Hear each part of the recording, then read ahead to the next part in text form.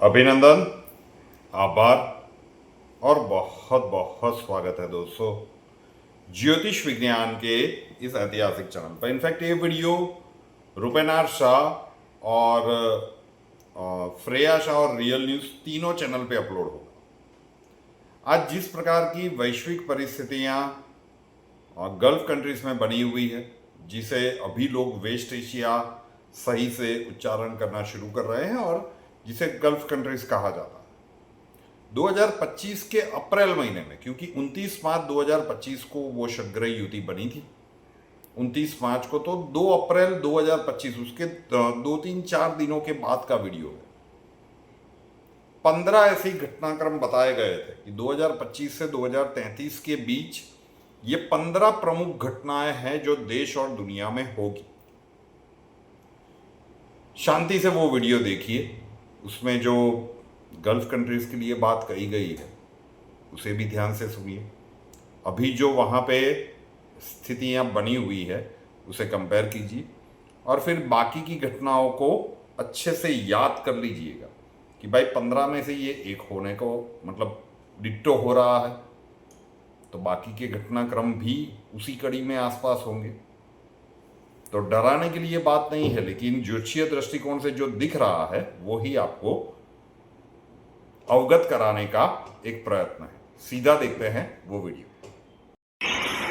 अभिनंदन, आभार और बहुत बहुत स्वागत है दोस्तों ज्योतिष विज्ञान के इस ऐतिहासिक चैनल पर। और मैं हूं आप सबका एस्ट्रो दोस्त रुपेन आर शाह। एक विशिष्ट तारीख के ऊपर इस YouTube चैनल पर बहुत सारे वीडियोस बनाए गए। 29 मार्च 2025 विशिष्ट ग्रह गोचरीय अवस्थाएं उस दिन से बन चुकी है। उसके एक दिन पहले जो एक विनाशक भूकंप आया म्यांमार में, थाईलैंड में, और उसके बाद अफगानिस्तान में, बहुत सारी जगह पे उसकी कुछ झलकियां देखने को मिली प्राकृतिक आपदाओं के स्वरूप में। निकटवर्ती और दूरगामी परिणाम इसके क्या हो? एक 2019 26 दिसंबर, दूसरा 29 मार्च 2025 और अभी इसी दशक के अंत में फिर से एक बार एक विशिष्ट ग्रह गोचरीय अवस्थाएं बनने वाली है। तो जब लास्ट वीडियो रखा गया था कि ऐसी 15 घटनाएं जब घटित होगी इस विशिष्ट ग्रह गोचरीय अवस्थाओं के कारण, तो बहुत सारे दर्शकों के कमेंट्स पढ़ने को मिले कि स्पेसिफिकली भारत के लिए बता दीजिए कि 2025 से 2032 कैसा रहेगा। ब्रह्मांड में विशिष्ट ग्रह गोचरीय अवस्थाएं बन रही है, ब्रह्मांडीय ऊर्जा बहुत तेजी से और बहुत बड़ी मात्रा में बदल रही है, तो असर तो रहेगा। तो जो 2019-21 तक हम कहते आ रहे हैं वो घटनाक्रम होते हुए आप देख रहे हैं।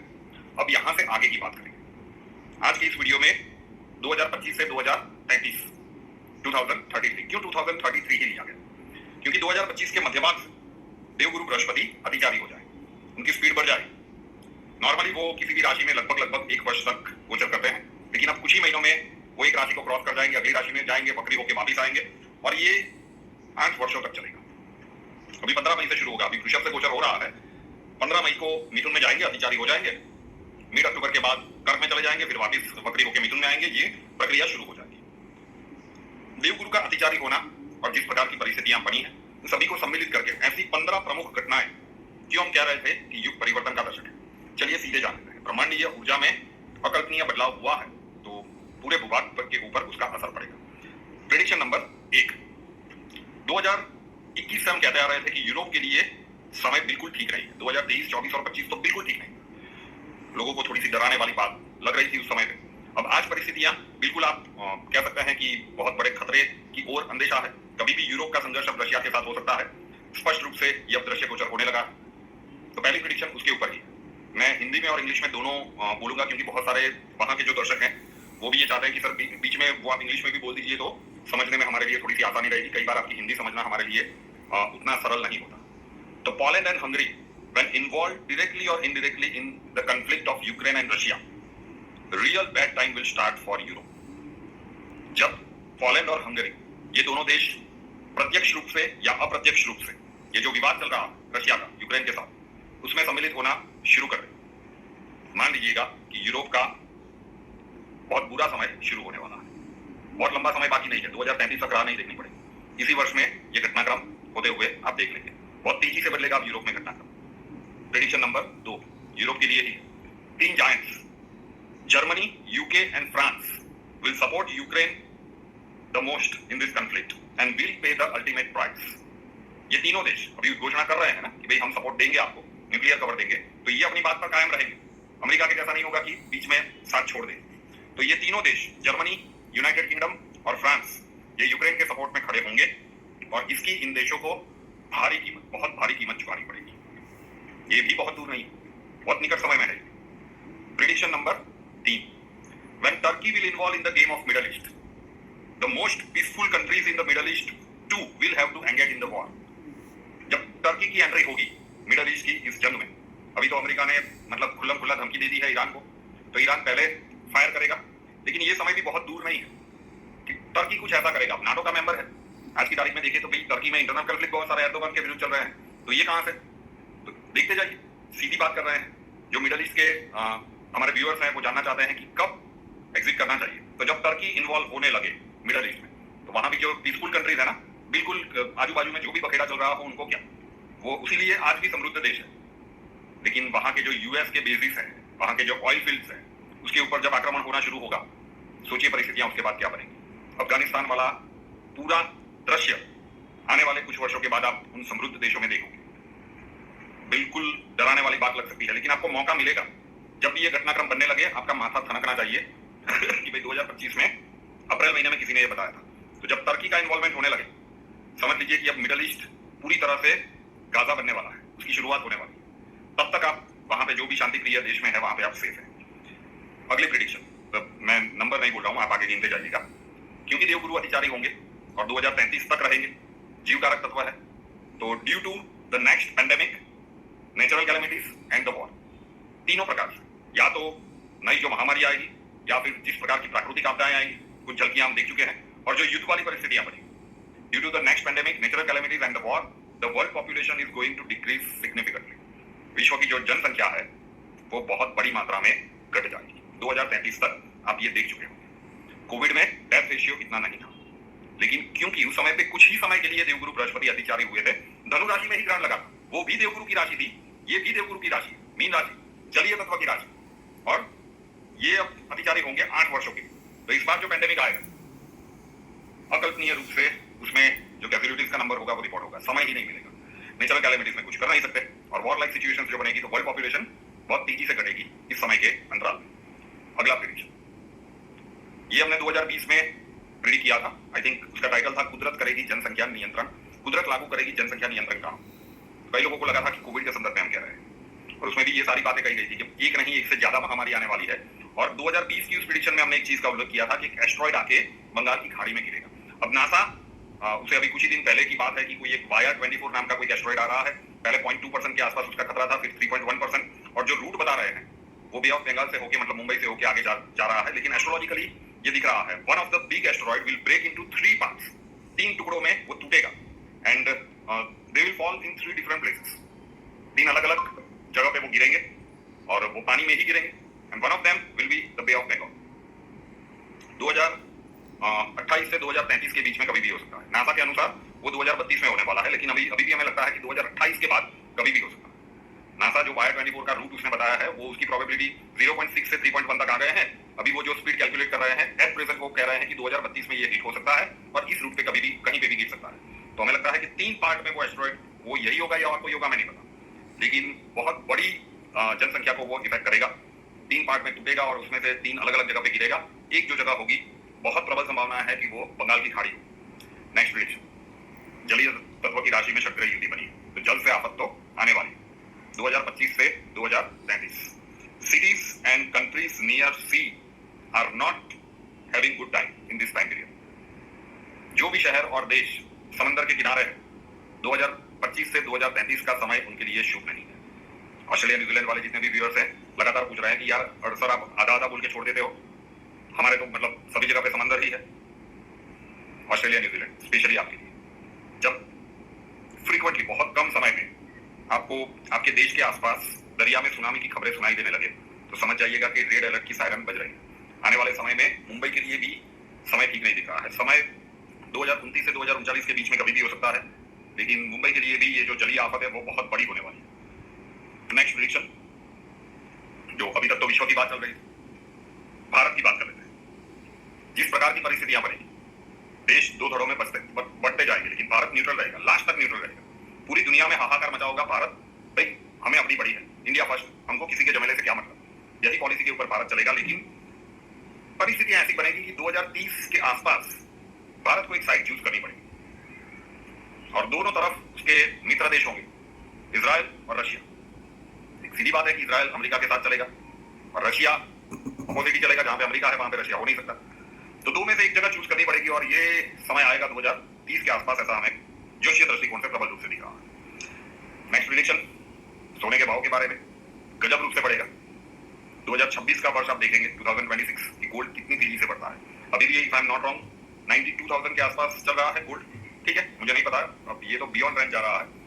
लेकिन जो लोग पूछ रहे हैं ना कि कहां पे इन्वेस्ट करें स्टॉक मार्केट में, भी स्टॉक मार्केट के लिए समय, ये सब कुछ चलेगा तो स्टॉक मार्केट कहां पे टिक पाएगा। तो अच्छा है कि गोल्ड में इन्वेस्ट करें। गोल्ड का प्राइस तीसरा विश्व युद्ध अपनी चरम सीमा पर नहीं पहुंचेगा तब तक बहुत तेजी से बढ़ेगा, कहां तक पहुंचेगा हमें नहीं पता। 2026 जबरदस्त रूप से गोल्ड की प्राइस में उछाल देखने को मिलेगा, ये ऊपर ही जाता जाएगा। और ये जो सारी परिस्थितियां बनी है, world economy is going to suffer tremendously. पूरे विश्व की इकोनॉमी को बहुत बड़ा झटका, अभूतपूर्व, जो पहले कभी नहीं हुआ है ऐसा झटका लगने वाला है। Indian economy will remain in better shape as compare to the world. विश्व की इकोनॉमी की जो हालत हुई होगी उसके संदर्भ में भारतीय अर्थव्यवस्था अच्छी पोजीशन में रहेगी। यहाँ पे भी कुछ असर तो होगा। आने वाले समय में आप देखोगे जब ये घटनाक्रम आकार लेना शुरू करेंगे, फिर वो 2019-20 की बातें याद आएगी कि हम वहां से कह रहे थे एनालाइज को कि भाई आपको सोचना शुरू कर देना चाहिए। ये अभी भी जो प्रमुख मोस्ट लाइकली टू हैपन, उन्हीं घटनाक्रमों की हम बात कर रहे हैं कि हमें लगता है कि ये लगभग हर घटना है, एक आध शायद छूट जाए, लेकिन मोस्टली आप ये घटनाक्रम होते हुए देखेंगे। Enemy countries will tie together to counter US, और ये आप बहुत तेजी से देखेंगे। दुश्मन देश, जिन दो देशों की बिल्कुल आपस में नहीं बनती, ऐसे देश अब इकट्ठा आना शुरू करेंगे यूएसए के सामने टक्कर देने। वो ट्रेड वॉर का टक्कर हो सकता है या फिर मिलिट्री का टक्कर हो सकता है, जो भी। तो वैश्विक राजनीति में समीकरण बहुत तेजी से बदलेंगे। और यूएसए की ही बात करें, डोनाल्ड ट्रंप साहब अब अभी तो पूरी तरह से मतलब एक अलग ही मोड में चल रहा है। इसी वर्ष में जो लास्ट क्वार्टर है, मतलब अंतिम के जो 4-5 महीने हैं, टफ है डोनाल्ड ट्रंप साहब और उनकी पुत्री इवांका ट्रंप। ये आने वाले समय में, इसी समय के अंतराल में आप देखेंगे कि अमेरिका की राजनीति में यादी हुई दिखेगी और संभव है कि ये यूएसए की पहली महिला प्रेसिडेंट भी बन जाए। डोनाल्ड ट्रंप की बेटी इवांका ट्रंप 2028 से इनका समय पॉलिटिक्स के लिए बहुत अच्छा है, उनके राजनीतिक कैरियर के लिए। वो यूएसए के लिए कितना अच्छा है उसकी हम कोई गारंटी नहीं ले रहे। भारतवर्ष की बात कर लेते हैं, कैसा रहेगा? वैसे अच्छा ही है। चलिए एक और चीज बता देते हैं, ये भी, इसके लिए भी 2033 तक राह नहीं देखना पड़ेगा। एक गुड न्यूज अयोध्या के माध्यम से मिला, ठीक है, इतने वर्षों के बाद रामलला को अपना स्थान मिल गया, भव्य मंदिर का निर्माण हुआ। एक दूसरे गुड न्यूज के लिए तैयार है, एक या एक से ज्यादा भी हो सकते हैं, ठीक है ना। वो कौन से गुड न्यूज है सभी को पता है, लेकिन एक और आने वाला है बहुत जल्द। 2025 और 2026 इन दो वर्षों में, मोस्टली 2025 के अंत भाग तक या फिर 2026 के स्टार्टिंग याद आएगा। भारतवर्ष की 3 मेन बात करें, अर्थव्यवस्था भारत की अच्छी रहेगी विश्व के मुकाबले। नेचुरल कैलेमिटीज का जो नुकसान पूरे विश्व में होगा उसके कंपेयर में यहाँ पे कम होगा। भारत में लोगों की खरीद शक्ति भी बनी रहेगी। ओवरऑल आपको लगेगा कि भारत बहुत अच्छी सिचुएशन है बाकी के विश्व के कंपेयर में। लेकिन भारत के लिए भी 3 घटनाक्रम ऐसे कि जो चिंता का विषय बनने वाले हैं।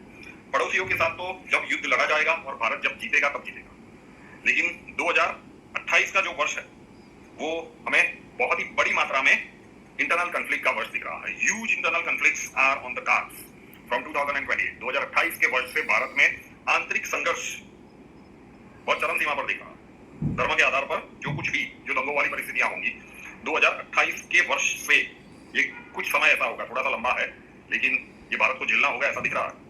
और जिस प्रकार की स्थितियां बनेगी, military rule will be applied for some time to control the situation inside India.